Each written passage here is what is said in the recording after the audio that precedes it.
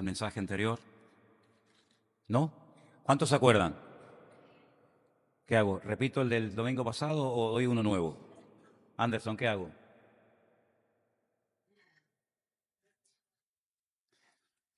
Anderson el jueves nos hablaba acerca de algunas parábolas que explican lo que es el reino de Dios, que es lo mismo que decir el reino de los cielos. El reino de Dios y el reino de los cielos es exactamente lo mismo. Es el gobierno de Dios entre nosotros, gobierno del cual salió el hombre al principio de los tiempos, cuando prefiere ponerse bajo el gobierno de Satanás, cuando le cree más al diablo que a Dios, cuando el diablo le dijo no morirás, Dios le había dicho sí morirás, pero él prefirió creerle al diablo antes que a Dios. Esa es la realidad. Cuando pecamos, cuando desobedecemos a Dios, le estamos haciendo más caso al diablo que a Dios. El diablo viene con ofertas, el diablo viene con regalos, con propuestas, y cuando las aceptamos, le estamos haciendo más caso al diablo que a Dios. Eso es el pecado, aceptar las ofertas del diablo creyendo que son mejores que las promesas de Dios. Fuerte, ¿no? Fuerte. Pues el Señor Jesucristo, cuando vino hace 2000 años, lo primero que dijo en su primer mensaje público fue: arrepentíos, porque el reino de los cielos se ha acercado a vosotros. El hombre no se había acercado a Dios, al contrario, el hombre estaba muy lejos de Dios, cada vez más lejos. Si ustedes creen que cuando Adán y Eva pecaron, al poco tiempo los hombres reflexionaron y dijeron volvamos a Dios, vamos a arrepentirnos, vamos a humillarnos, vamos a hacer lo que Él dice, nada más lejos de la realidad. El hombre siguió pecando y pecando y pecando y haciendo cosas tremendas. Hay momentos en la humanidad, hay momentos en la historia de la Biblia en los que Dios tuvo que decir se acabó, basta, se acabó. Hay momentos en los que Dios tuvo que romperlo todo y empezar de cero. Eso fue el diluvio. La catástrofe más grande de toda la historia de la humanidad no la produjo Satanás, la produjo Dios. Ya había dicho, si no se arrepienten, voy en serio. Si no hay un cambio, si no dejan de desobedecer y si no dejan de provocarme, arrasaré con todo, incluidos los animales, las plantas, absolutamente con todo. Y empezaré de cero. Previamente le había revelado a Noé lo que tenía que hacer para salvarse, él y todos los que quisieran. Pero no le hicieron caso. La Biblia dice que solamente él, junto con su esposa, gloria a Dios, sus 3 hijos, con sus esposas, fueron los que entraron dentro del arca y fueron capaces de estar mucho tiempo trabajando y trabajando, trabajando sin parar, sin descansar, porque ellos sabían que lo que Dios había dicho tarde o temprano se cumpliría. El diluvio, la catástrofe, el cataclismo universal. Y Dios empezó de cero, con 8 personas. Dios empezó con estos matrimonios y de esta familia se extendieron todos los seres humanos sobre la faz de la tierra. Los seres humanos o son descendientes de Can, o son descendientes de Sem, o son descendientes de Jafet. No hay más, esa es la pura realidad. Ahí está entroncada toda la humanidad en esas 3 familias. El hombre, piensan ustedes que después de esta gran catástrofe, después de este cataclismo tremendo en el que murieron miles, tal vez millones de seres humanos y de animales, aprendió la lección? Nada más lejos de la realidad. Al poco tiempo, no mucho tiempo después, comenzaron a maquinar y comenzaron a decir, bueno, eso de los sacrificios, eso de acercarnos a Dios, no nos hace mucha gracia. Nos vamos a acercar a Dios. No era todavía no habían llegado al colmo, no habían todavía rechazado a Dios desde el punto de vista de su existencia. Todavía seguían siendo creyentes, pero a su manera. Vamos a construir una torre, vamos a construir una mega estructura para llegar a Dios, luego eran creyentes, pero vamos a llegar a Dios como a mí me dé la gana, no como Él quiera. Vamos a llegar a Dios y cuando lleguemos a su misma presencia, qué fe tenían, una fe tremenda. Vamos a llegar a la presencia de Dios y le vamos a demostrar en su propia cara, y de hecho se lo vamos a decir, que podemos llegar ante Él de otra forma. Y Dios tuvo que parar aquella construcción de aquella famosa torre, la torre de Babel, la torre de la confusión. Fueron confundidas las lenguas, fueron esparcidos por toda la tierra y otra vez diríamos empezar de nuevo. Y así a lo largo de la historia el hombre tratando de echarle un pulso a Dios. Hasta el día de hoy, hasta el día de hoy. Pero hace 2000 años vino el Hijo de Dios. Él en persona, como aquella parábola en la que el dueño de la viña manda unos siervos y los humillan y los rechazan, luego manda a otros y le hacen lo mismo y finalmente manda a su hijo y el dueño de la viña dice, bueno, al final tendrán respeto de mi hijo y cambiarán. Pues los que habían arrendado aquella viña dijeron, mira, este es el heredero. Si lo matamos, nos quedamos nosotros con la propiedad. Y lo mataron. Dice, ¿qué podrá hacer el dueño de la viña por su viña que no haya hecho? Bueno, pues el dueño del universo, el dueño del cosmos, el dueño del cielo y de la tierra, de todo lo creado, vino en persona, se humanó, se encarnó, decidió nacer en un pequeño pueblo que se puede visitar hasta el día de hoy, se llama Betlehem o Belén, y allí vivió 33 años. Durante los últimos 3 años se dedicó a tratar de reconciliar al hombre con Dios, a tratar de hacer volver las conciencias, de hacer volver al hombre, sobre todo al pueblo de Israel, para que después el pueblo de Israel fuera por todas las naciones y predicaran la palabra.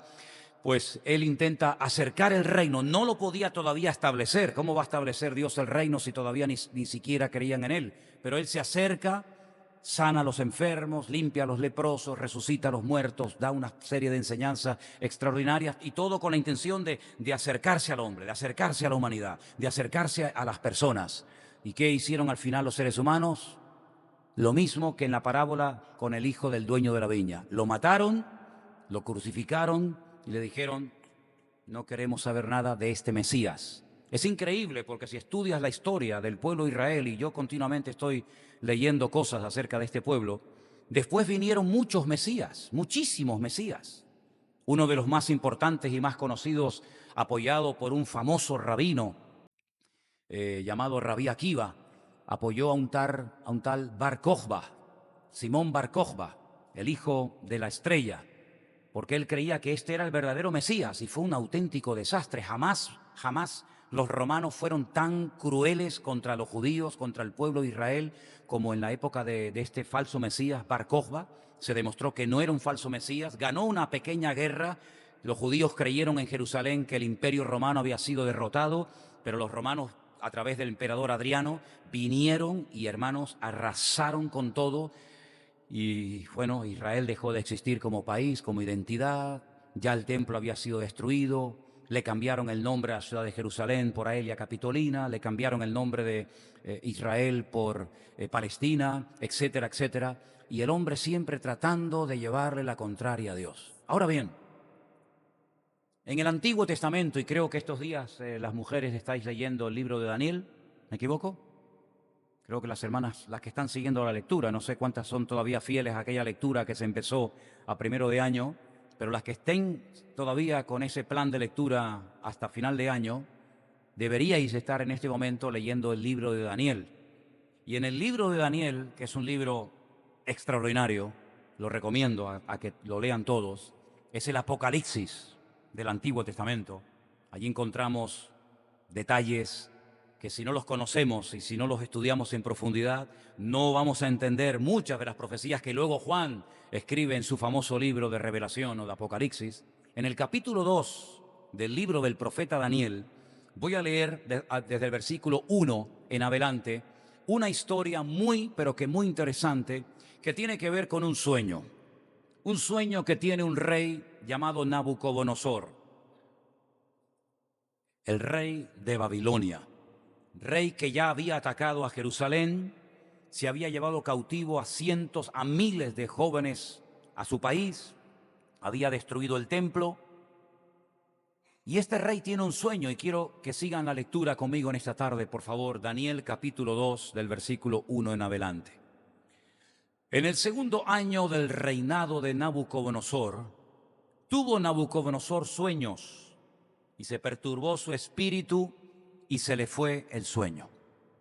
Hizo llamar el rey a magos, astrólogos, encantadores y caldeos para que le explicasen sus sueños. Vinieron pues y se presentaron delante del rey. Y el rey les dijo, he tenido un sueño y mi espíritu se ha turbado por saber el sueño. Entonces hablaron los caldeos al rey en lengua aramea. Rey, para siempre vive, di el sueño a tus siervos y te mostraremos la interpretación. El rey les respondió a los caldeos: el asunto lo olvidé. Si no me mostráis el sueño y su interpretación, seréis hechos pedazos, y vuestras casas serán convertidas en muladares, es decir, en estercoleros, en basureros. Si me mostráis el sueño y su interpretación, recibiréis de mí dones y favores y gran honra. Decidme pues el sueño y su interpretación. Respondieron por segunda vez y dijeron: diga el rey el sueño a sus siervos y le mostraremos la interpretación.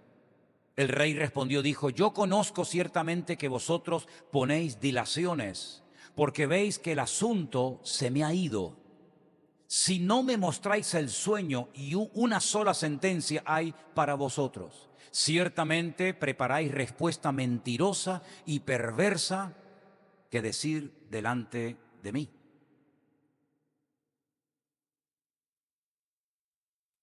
¿Hay más?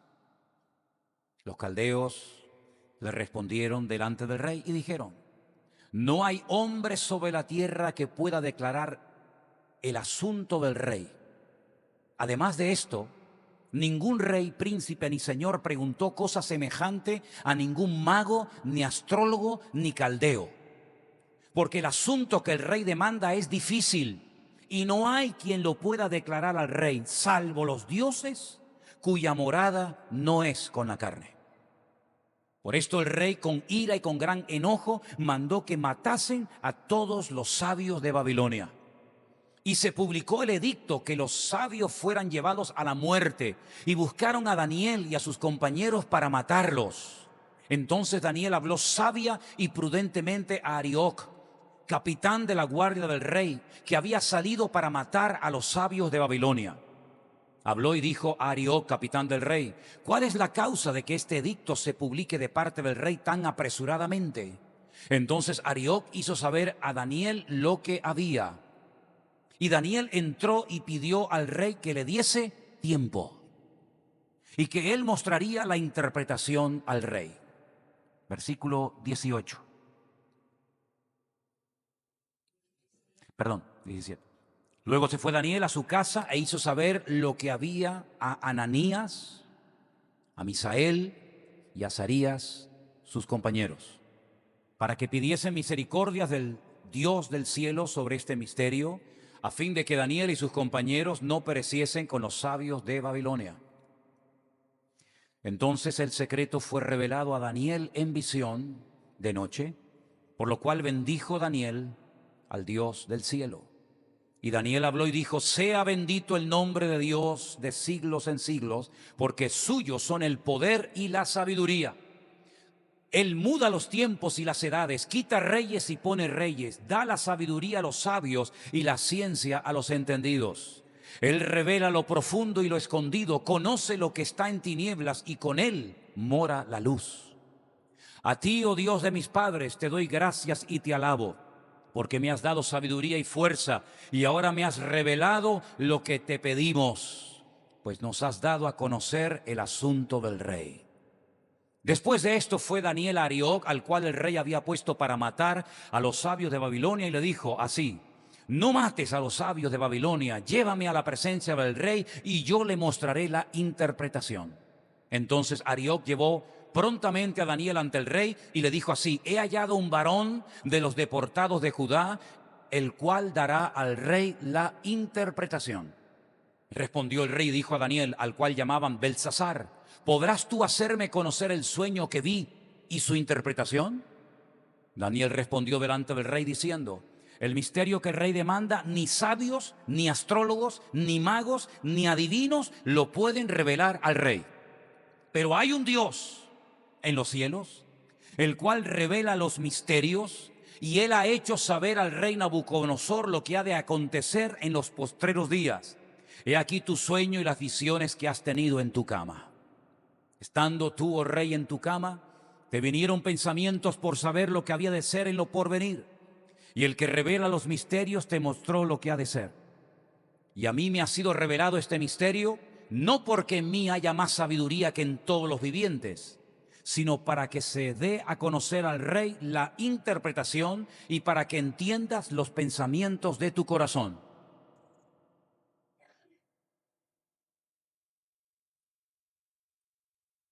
Tú, oh Rey, veías, he aquí, una gran imagen. Ahora, si ustedes están siguiendo detenidamente la lectura, se habrán dado cuenta que el rey no solamente está buscando a un hombre sabio que le diga la interpretación del sueño que ha tenido, sino que primeramente tiene que contarle el sueño que ha tenido. Esto es prácticamente imposible. Por eso los que estaban a su alrededor le decían, cuéntanos el sueño y más o menos te diremos lo que significa. Te daremos la interpretación. Pero si no nos cuentas el sueño, es prácticamente imposible que te digamos lo que significa. El rey dijo, con esto lo que están demostrando ustedes que no son tan sabios, ni tienen tanto poder espiritual como ustedes presumen tener. Así es que lo mejor es que los matemos a todos, aunque me quede sin saber lo que soñé y lo que significa el sueño. Estamos viendo cómo Daniel no solamente recibe la interpretación del sueño, sino que le dice a Nabucodonosor, tu sueño ha sido este. Escuchen, ponme la lectura, por favor. Tú, oh rey, veías y he aquí una gran imagen.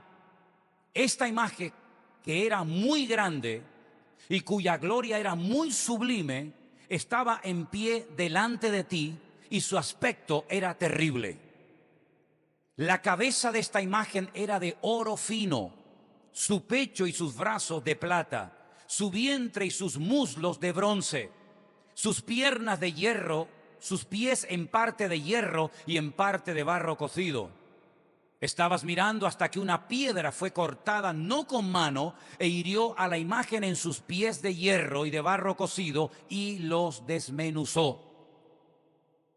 Entonces fueron desmenuzados también el hierro, el barro cocido, el bronce, la plata, el oro, y fueron como tamo de las eras del verano. Y se los llevó el viento sin que de ellos quedara rastro alguno. Mas la piedra que hirió la imagen fue hecha un gran monte que llenó toda la tierra. ¿Cuántos dicen amén? Vamos a parar ahí la lectura. Queridos hermanos, el capítulo 2 de Daniel nos habla acerca de 4 imperios que se levantarían, imperios crueles, imperios que dejarían huella en la historia de la humanidad. Hasta hoy en día se pueden visitar restos arqueológicos de dichos imperios. El imperio que en ese momento estaba gobernando el mundo, con su rey a la cabeza, con el rey Nabucodonosor, era el rey de Babilonia. La palabra Babilonia viene de la palabra Babel, que significa confusión. Daniel le dice, tú has visto una imagen, que quiero que ustedes la puedan ver ahí en una imagen que una fotografía que estamos poniendo, para que más o menos se hagan una idea. Daniel le dijo, tú has visto una imagen de 4 materiales diferentes. Eso no es normal, porque generalmente cuando un escultor o cuando alguien quiere hacer una estatua, generalmente utiliza un mismo material, mármol, piedra o lo que sea, pero no utiliza 4 materiales diferentes como en el caso de esta imagen. Fijaros que Daniel le dice, la cabeza de oro representa tu imperio, el imperio de Babilonia, imperio poderoso, soberbio, arrogante, que después Daniel, tiempo más tarde, tendría un sueño y lo vería en forma de león con alas. Así que cada vez que vean en lo alto de un edificio o en la fachada de un banco, de una casa grande o importante, un león con alas, es el símbolo de ese imperio que ya no existe, que era Babilonia, que estaba entre los ríos Tigris y Éufrates. El país que hoy en día estaría más cerca del territorio, de la capital del imperio de Babilonia, sería hoy en día Irak, ¿vale? Pero Daniel le dice, cuando tú mueras, después de un tiempo, y tu reino deje de existir, se levantará otro reino, que será el reino de los medos persas. Los medos hoy en día y los persas siguen existiendo, aunque no como imperios. Los persas hoy en día son los iraníes, los de Irán. Y los medos ni siquiera tienen tierra, son los famosos kurdos, de los cuales se está hablando mucho hoy en día, porque están tratando en Siria de apropiarse de un terreno para ellos poder también tener su propio país. Así que los medos persas, los kurdos, los iraníes hoy en día, se levantarían después del imperio de Babilonia. Pero no sería el último imperio de la historia de la humanidad. Se levantaría un tercer imperio, también tremendamente poderoso, representado en este caso por el bronce. Así que el oro es Babilonia, la plata son los medos persas, el bronce sería el imperio de Grecia, un imperio enorme. El más importante emperador o rey de ese imperio, sin lugar a dudas, como ustedes saben bien, fue Alejandro Magno, homosexual, que no tuvo descendencia, que cuando murió su imperio fue dividido en cuatro de sus generales, Ptolomeo, Seleuco, Casandro y Silimaco, los 4 generales que se apropiaron de su territorio cuando él muere, ¿verdad? El Nuevo Testamento fue escrito en el idioma de ese imperio, en griego. La cultura griega hasta el día de hoy ejerce una influencia en nuestro estilo de vida tremendo. Esta proliferación del culto al cuerpo, esta proliferación de la homosexualidad, del hedonismo, del vive la vida, todo eso es parte de la filosofía de los griegos. Fíjense los siglos que han pasado, pero todavía siguen ejerciendo una tremenda influencia en la sociedad actual. Pero después de los griegos, que también caerían, se levantaría un cuarto y definitivo imperio, que es el imperio que encontramos en el Nuevo Testamento, y es el imperio de Roma, que duró muchos siglos, y tuvo un territorio inmenso. Toda Europa era de los romanos, incluido Inglaterra, incluido el Medio Oriente, incluido el norte de África, lo que sería hoy en día el Magreb, un imperio gigantesco que después se terminaría dividiendo, imperio de Oriente, imperio de Occidente. La capital de Occidente sería Roma, la capital de Oriente sería Constantinopla, ¿verdad? Que está hoy en día lo que es Estambul, hoy en día en Turquía. Estos 4 imperios existieron, dejaron su huella en la historia. Todavía hay edificios, todavía hay cerámica, todavía hay muchos vestigios, muchos recuerdos de que esos imperios existieron. Esto es algo tremendo, cómo el Señor le revela a este rey Nabucodonosor a través del ministerio profético de Daniel que iban a existir estos imperios que ya forman parte de la historia. No estamos estudiando una profecía que no se ha cumplido. Esto sería hoy en día una profecía cumplida, forma parte de la historia. Pero dice la Biblia que en ese sueño que Nabucodonosor tuvo, vio que esa imagen era destruida. Dice que una piedra no cortada por las manos del hombre golpeaba a la imagen en sus piernas y la imagen caía al suelo y se hacía añicos, se hacía pedazos y no quedaba nada de estos imperios tan poderosos que mataron, violaron, asesinaron y conquistaron centenares, miles de kilómetros cuadrados hace mucho tiempo atrás. Pero esa piedra dice que se hizo un gran monte y se convirtió en un imperio sin límite, en un imperio que no iba a ser destruido por un quinto, por un sexto, por un séptimo imperio, sino que permanecería para siempre.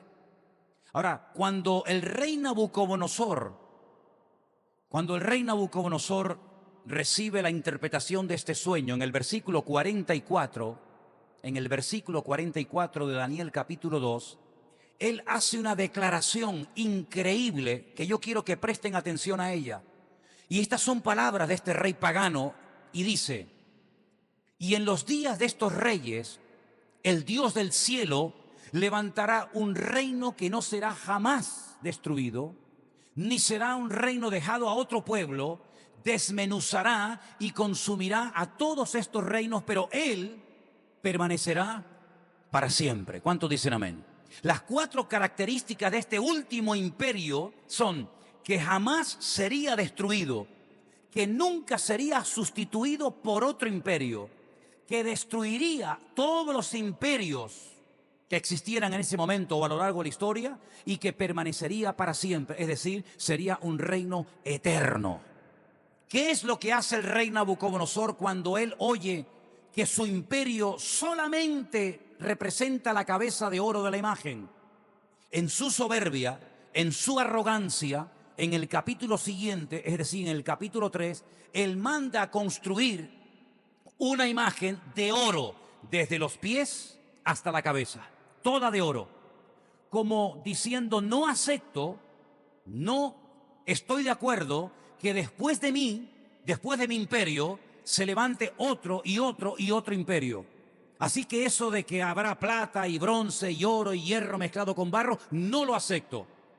Mandó a construir una imagen inmensa, totalmente de oro, y además ordenó que todo el mundo se postrara ante ella y la adorara. Como pueden ver ustedes en esta imagen, solamente en su imperio hubieron 3 jóvenes que fueron llevados de jovencitos a Babilonia, cautivos, que no obedecieron la orden del rey. No se postraron y adoraron a esa imagen, porque ellos decían que solamente se postrarían delante del Dios de los cielos, el Dios de Abraham, el Dios de Isaac y el Dios de Jacob. Fueron amenazados bajo pena de muerte, que si no lo hacen, volverían, le darían otra oportunidad, los arrojarían vivos dentro de un horno de fuego. Ellos dijeron: no hace falta que pierdas el tiempo, no insistas. Nosotros creemos que nuestro Dios nos puede librar de tu mano y del fuego. Pero si Dios hoy ha decidido que muramos así, quemados, tampoco nos vamos a postrar. Es decir, creemos que Dios nos puede salvar del fuego, pero si no nos salva del fuego porque Él quiere que hoy sea nuestro último día de vida, tampoco nos vamos a postrar.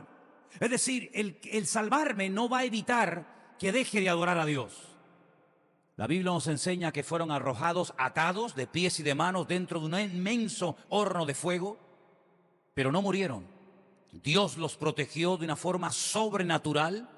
No ha ocurrido esto a lo largo de la historia en más ocasiones. Miles, tal vez millones de hermanos nuestros han muerto quemados en muchas hogueras, incluido también en este país y en estas islas probablemente también. Sin embargo, ese día Dios hizo algo que marcó un antes y un después. Salva milagrosamente a estos 3 jóvenes hebreos. Vuelve otra vez Nabucodonosor a reconocer que como el Dios de ellos y como el Dios de Daniel no hay otro en todo su imperio. Pero en esta ocasión no solamente reconoce eso, sino que ordena que durante toda su existencia y en todo su vasto imperio, toda la gente adore, bendiga y honre al Dios de estos 3 jóvenes, y que el que no lo haga, lo maten y su casa sea convertida en un estercolero, en un basurero, en un muladar. Ahora, ¿por qué les estoy hablando de estos imperios que fueron tremendos, que hicieron lo que les dio la gana durante mucho tiempo? Imperios arrogantes, soberbios, orgullosos, reyes que no tenían que rendirle cuenta a nadie, que hacían lo que les daba la gana con la gente, que incluso algunos de ellos, cuenta la historia secular, que mientras comían en sus palacios, veían a animales como devoraban a niños, a mujeres embarazadas, sin ningún tipo de lástima, de compasión, sin ningún tipo de misericordia. ¿Por qué la Biblia habla de estos imperios? Porque nos cuenta la realidad de que se levantarían, de que ejercerían una influencia tremenda y harían mucho daño a millones de personas. Pero que así como se levantaron, todos caerían y no permanecerían en pie eternamente y para siempre. Sin embargo, no solamente en el libro de Daniel, sino que hay una visita de un ángel tremendamente importante en la Biblia, que dicho sea de paso también aparece hablando con el profeta Daniel en su libro, y el nombre de este ángel es Gabriel, el mensajero de Dios. Este ángel, cientos de años después de esta revelación, de estos sueños, una vez que ya cayó el imperio de Babilonia, cayó el imperio de los medos persas, ya había caído el imperio de los griegos, solamente quedaba el último de Roma, se va a un pequeño pueblo de Israel llamado Belén, donde estaba en aquellos días una mujer llamada Miriam o María, que sería la madre del verdadero Mesías en el futuro. Y quiero que presten atención al mensaje, o parte del mensaje que este arcángel, este ángel llamado Gabriel, le da a esta mujer. En Lucas capítulo 1, del versículo 30 en adelante, escuchen. Entonces el ángel le dijo a María: María, no temas, porque has hallado gracia delante de Dios. Ahora concebirás en tu vientre, darás a luz un hijo, llamarás su nombre Yeshua, Jesús, como aparece en el Nuevo Testamento. Este será grande, será llamado Hijo del Altísimo, y el Señor Dios le dará el trono de David, su padre. Reinará sobre la casa de Jacob para siempre, y su reino no tendrá fin. ¿Cuántos dicen amén? Fíjate que lo que le profetiza, lo que le interpreta Daniel al rey Nabucodonosor, es que estos imperios se levantarían y caerían, que ninguno permanecería por toda la historia de la humanidad. Hoy en día no existe el imperio babilónico, ni el imperio de los griegos, ni el imperio romano, ni el imperio de los medos persas. No existen estos imperios. De hecho, hoy en día no existe como tal ningún imperio. Ningún imperio existe hoy en día.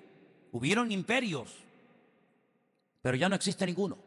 Han perdido prácticamente todo su poder, todo su prestigio, toda su riqueza y toda su influencia. Sin embargo, el ángel Gabriel le dice a María que el Mesías nacería, le dice el nombre que tendrían que ponerle, el cual significa Salvador, y ese Mesías recibiría en algún momento determinado de su vida, de su ministerio, un reino, un trono, y las características de su reinado es que sería un reino eterno, indestructible, que no sería sustituido por otro, que no se terminaría apagando o autodestruyendo, que no lo podría destruir otro imperio, sino que sería un reino eterno y para siempre. ¿Cuántos dicen amén? Y ese reino que algún día, con su segunda venida, se establecerá literal y físicamente en este mundo. Y como botón de muestra de ese reinado milenial de Cristo tenemos el famoso milenio del libro del Apocalipsis. Dice la Biblia que Él será Rey de reyes y Señor de señores por toda la eternidad. Su reino no tendrá fin. Su reino ya se ha acercado, pero aún no se ha establecido en su totalidad. Él se ha acercado para que todas las personas, hombres y mujeres, no importa la raza, no importa su color de piel, no importa su condición social, no importa su extracto, no importa su trasfondo religioso o no, que toda persona tenga la posibilidad, la oportunidad, el privilegio, la opción de poder entrar al reino que se ha acercado, pero que, repito, aún no se ha establecido literalmente sobre la faz de la tierra. Aún hay mucha soberbia, mucha desobediencia, mucha arrogancia, mucho orgullo. Todavía hay mucho ateísmo. Todavía hay muchas cosas que no quieren dar su brazo a torcer y reconocer que el reino del Señor sí o sí se establecerá sobre todas las naciones de la tierra. Pero en nosotros ya comenzó. ¿Cuántos dicen amén? En nosotros ya tiene que reinar y imperar el Señor. Nosotros hemos abrazado su reino, nos hemos sometido a su cobertura, nos hemos puesto bajo su cobertura, bajo su gobierno, bajo su autoridad, y ahora somos súbditos y somos hijos del Rey de ese reino celestial que reinará para siempre. ¿Cuántos dicen amén? Pero ¿cuál es la condición indispensable para poder formar parte de ese reino? Porque había personas que formaban parte del reino porque no les quedaba otro remedio. Había personas que formaban parte del reino, como por ejemplo Daniel y sus 3 amigos, porque fueron llevados cautivos a la fuerza a Babilonia. Ellos no quisieron ir, pero los llevaron, quemaron el templo, destruyeron la ciudad de Jerusalén, los llevaron cautivos, les cambiaron los nombres, intentaron desprogramarlos, les enseñaron la lengua, la cultura, la idiosincrasia, la religión de allí. Era una imposición sí o sí de querer meterles el reino babilónico por las orejas. Pero en nuestro caso Dios no ha actuado así con nosotros. Dios no obliga a nadie a que crean en Él. Dios no presiona a ningún pueblo, a ninguna persona para que sí o sí le entregue su vida a Él, sino que lo hace la persona libre y voluntariamente cuando se expone a la predicación del Evangelio. Ahora pueden entender ustedes un poco mejor la famosa visita que le hace un gran rabino de Israel durante la noche a Jesús. Cuando toca la puerta y en Juan capítulo 3... el Señor le abre la puerta a un rabino que cuenta la historia secular que era uno de los hombres más ricos de todo Israel, un principal entre los judíos, un hombre influyente, tan influyente era Fijaros este detalle que os voy a dar, que fue capaz de acercarse al gobernador de Judea, en este caso era Poncio Pilato. Cualquiera no podía entrar a la fortaleza de la Antonia, donde vivía Poncio Pilato, y hablar con él. Pero se ve que él, por su influencia, por su autoridad, por lo que fuera, pudo acercarse, pudo hablar con Poncio Pilato, nada más y nada menos, y decirle: quiero que me des el cuerpo de ese judío que acabas de crucificar, quiero encargarme, quiero cuidarlo y quiero llevármelo. Y Poncio Pilato accedió a la petición de Nicodemo y se lo llevaron a un huerto que era de un tal José de Arimatea, que a su vez tenía allí una roca labrada, preparada para su entierro y el de su familia. Fíjate la influencia que tendría este hombre Nicodemo, que no lo echaron a patadas del palacio, de la fortaleza donde vivía Poncio Pilato, sino que pudo acceder. Y este hombre tan influyente, este hombre tan culto, tan religioso, toca a la puerta de la casa de Jesús y le dice lo siguiente al Señor. Juan capítulo 3, versículo 1. Había un hombre de los fariseos que se llamaba Nicodemo, un principal, un hombre muy importante entre los judíos. Este vino a Jesús de noche y le dijo, escucha, utiliza la terminología de la época entre ellos, ¿verdad? Rabí, mi maestro. Les encantan los títulos, ¿verdad? Rabí, mi maestro. Sabemos, luego, este no viene solamente en su nombre, sino que viene representando a un colectivo, viene representando a un grupo, porque fíjense que él habla en plural. Sabemos que has venido de Dios como maestro. Bueno, es verdad que Cristo fue enviado por Dios, por el Padre, pero no solo para ser un maestro. Así que lo que está diciendo Nicodemo no es mentira, pero se queda corto. Se queda corto. Sabemos que has venido de parte de Dios como maestro, y ahí me quedo. Y el argumento que presenta es muy interesante, porque en cierta ocasión, cuando el Señor sanó a un ciego, ¿se acuerdan? Y sanó a otras personas, le dijeron a los que habían recibido sanidad: el hombre que te sanó es un pecador. Y el que había sido sanado dijo: si es pecador o no, yo no lo sé. Para eso están ustedes. Yo solamente sé una cosa, que antes era ciego y ahora veo.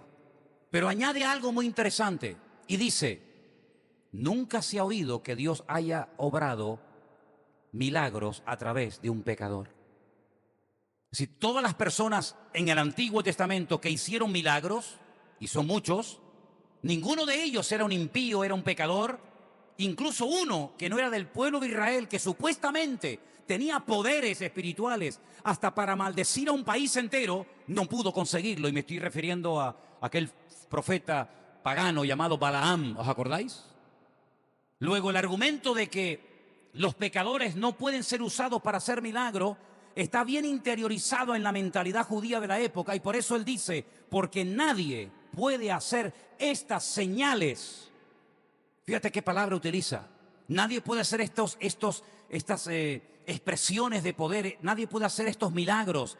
Nadie puede hacer realmente estas banderas. Nadie puede hacer estos portentos tan espectaculares que marcan huella en el mundo espiritual y que cambian vidas en lo físico, en lo espiritual. Nadie puede hacer esto si Dios no está con él. Es decir, todo tu ministerio, todas tus enseñanzas, todos tus milagros, todas tus resurrecciones, todas tus limpiezas de demonios, todas las limpiezas de leprosos, etcétera, todo se debe a que Dios está contigo. Porque si Dios no estuviera contigo, tú no podrías hacer absolutamente nada. ¿Cuántos dicen amén?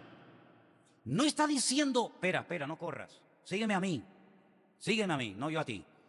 Nadie puede hacer estas señales si Dios no está con él. Pero vamos a ver, la pregunta que tenemos que hacernos aquí es la siguiente: ¿cómo que si Dios está con él? ¿Quién es Jesucristo? Para usted, ¿quién es Jesucristo? ¿Os da vergüenza responderme? ¿Y por qué no me respondéis? Para usted, ¿quién es Jesucristo? ¿Y para ti? El Hijo de Dios. Entonces aquí pónganse de acuerdo: Dios y el Hijo de Dios. Para ti, ¿quién es Jesucristo? Dios. ¿Y para ti? Dios. Allá atrás, ustedes allá que entraron ahora, Jesucristo para ti, ¿quién es, mija? No, la última de atrás. Usted sí, el Hijo de Dios. El Hijo de Dios. ¿Y Dios? Aquí tenemos que pararnos. Aquí tenemos que pararnos, me da la impresión a mí. ¿Una persona puede ser hijo y padre al mismo tiempo? No. ¿Cuántos dicen que sí? Yo soy hijo y padre al mismo tiempo. ¿Tú, Anderson, también? Tú no. No.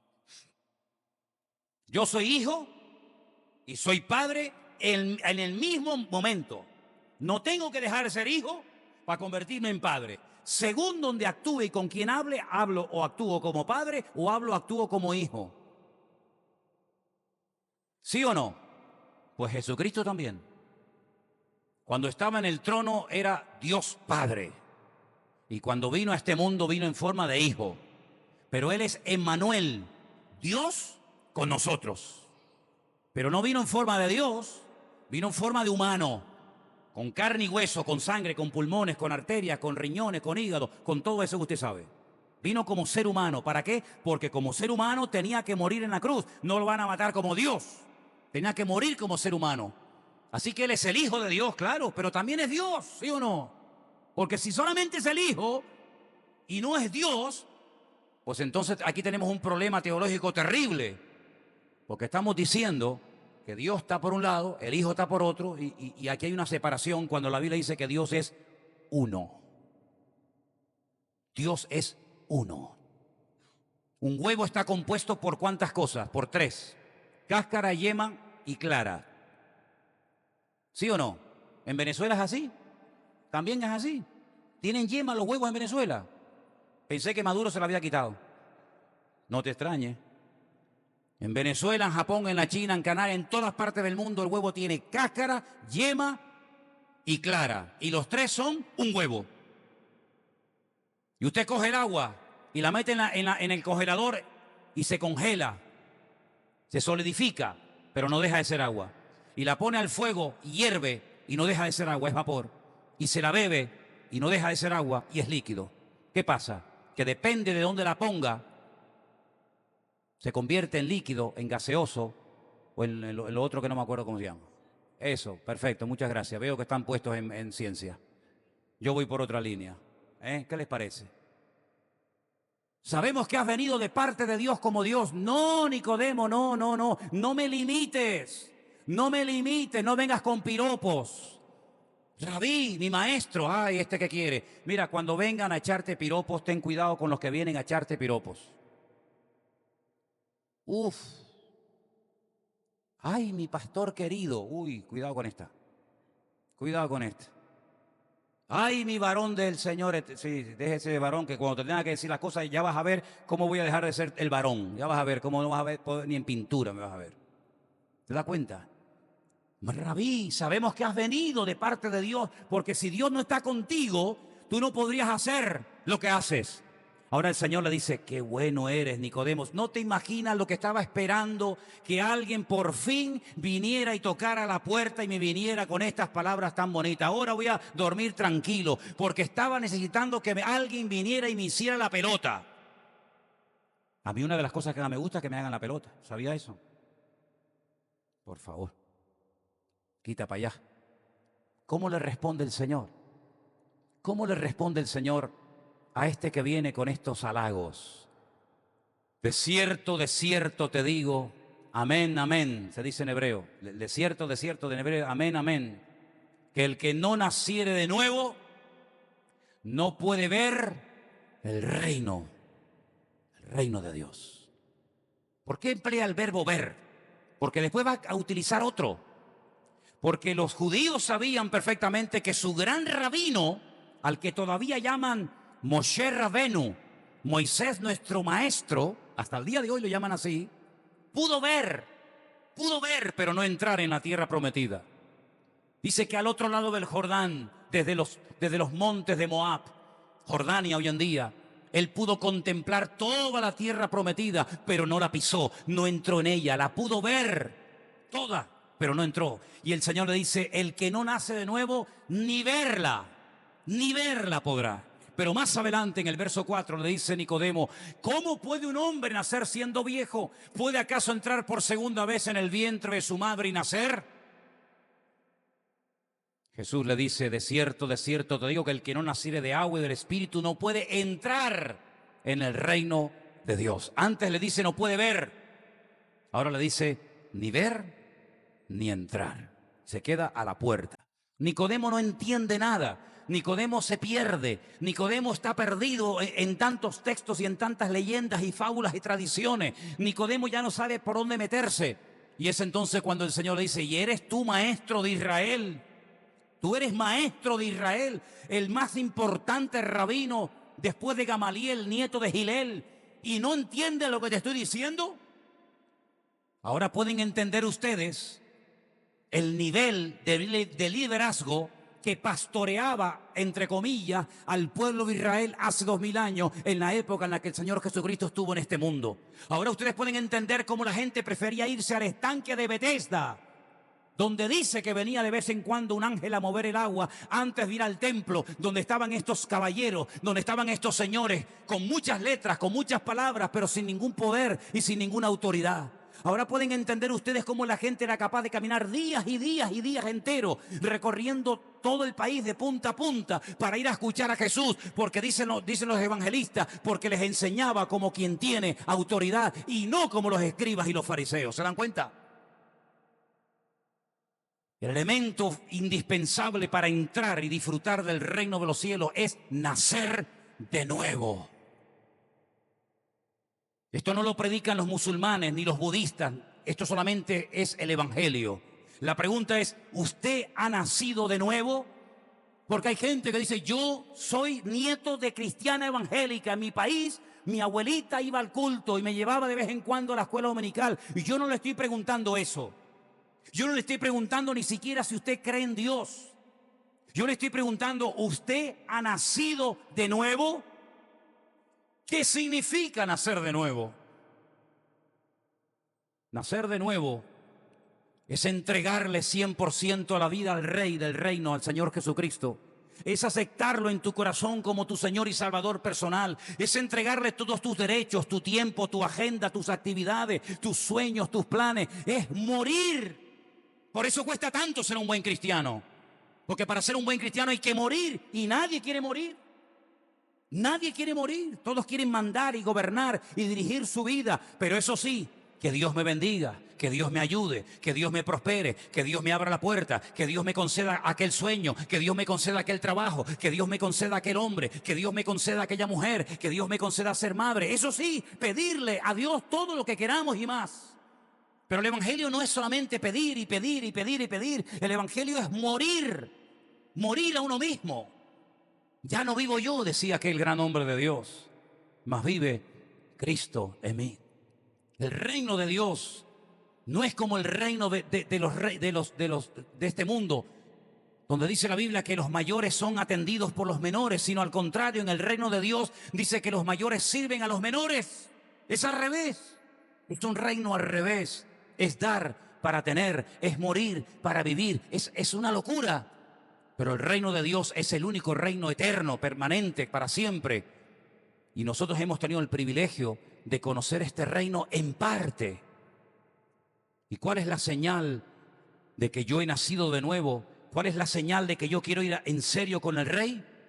Bautizarme públicamente en agua.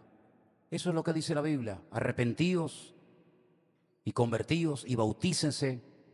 Y entonces entramos a formar parte de un reino que no se ve, que no es reconocido, que todavía es criticado, que sufre violencia, que sufre todo tipo de vejaciones y humillaciones, pero que va avanzando y va avanzando y va creciendo, y es como la luz de la aurora. Y llegará un momento en el que el mismo Señor Jesucristo vendrá en persona, según Zacarías capítulo 14, y pondrán aquel día sus pies sobre el monte de los olivos. El monte se partirá en dos y todo ojo le verá y toda rodilla se doblará diciendo que Él es el Señor, para gloria de Dios Padre. ¿Cuántos dicen amén? Y ese es el mensaje que tenemos nosotros. Este es el mensaje más importante y trascendental de la historia de la humanidad. El mensaje que puede cambiar países enteros, familias enteras. Pero dice la Biblia, ¿cómo creerán si no hay quien les predique? El gran problema hoy en día, de hace unos 10, 15, 20 años a esta parte, es que la mayoría de los cristianos no testifican y no comparten su fe con nadie. Esa es la cruda realidad. De hecho, no para que te sientas mal, sino simplemente para hacerte pensar, ¿cuándo fue la última vez que le hablaste a una persona del Señor y tuviste la oportunidad de presentarle el gobierno, el reino de Dios y llevarlo a sus pies para que entregara su vida a Cristo? A lo mejor ni te acuerdas. O a lo mejor algunos dirán, yo nunca lo he hecho. Y puede ser que lleves años viniendo a esta iglesia o a otra. La cruda realidad es que somos, a veces más que testigos, somos como espías, que nos ponemos, o algunos se ponen nerviosos cuando a lo mejor entran personas diferentes, que opinan, que visten, que huelen, que actúan diferentes a ti. Sin embargo, nosotros dice que deberíamos ser luz. Somos embajadores de ese reino. ¿Qué es un embajador? Un hombre que lo ponen en otro país para que represente a su país. Y eso somos nosotros, dice la Biblia, embajadores de un reino, embajadores de Dios. Por eso nuestra forma de pensar, de hablar, de actuar, de opinar, etcétera, tiene que ser completamente diferente, porque no nos representamos a nosotros mismos. No representamos al Ministerio Vida Nueva, no. Representamos a nuestro Dios. Y por eso tenemos que dejarlo en buen lugar, para que la imagen que proyecta nuestra vida sobre Él, sobre el reino de Dios, sea una imagen correcta. Y no sea una imagen de decir, pues si esto es el reino de Dios, yo no quiero saber nada del reino de Dios. Por eso, queridos hermanos, en esta noche, a la luz de estas escrituras, de estas profecías cumplidas, de reinos tremendos que se levantaron, pero ¿dónde están? ¿Dónde están? Nada, no existe nada. Escombros, ruinas, nada, restos arqueológicos, nada más.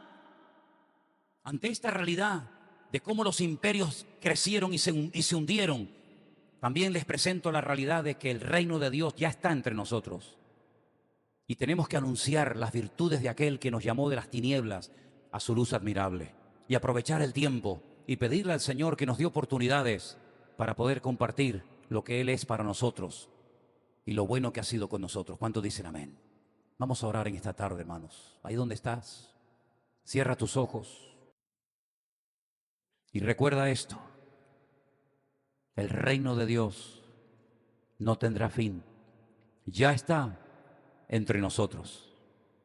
Ya está entre nosotros. Ya el Rey ha venido y ha puesto su presencia en nosotros. No es algo que no se ha cumplido, algo que no ha sucedido. Es una realidad, es un hecho. Él ya vino. Él ya vino. Y Él ya ha comenzado a reinar en nuestras vidas. Que cada día reine más. Por favor.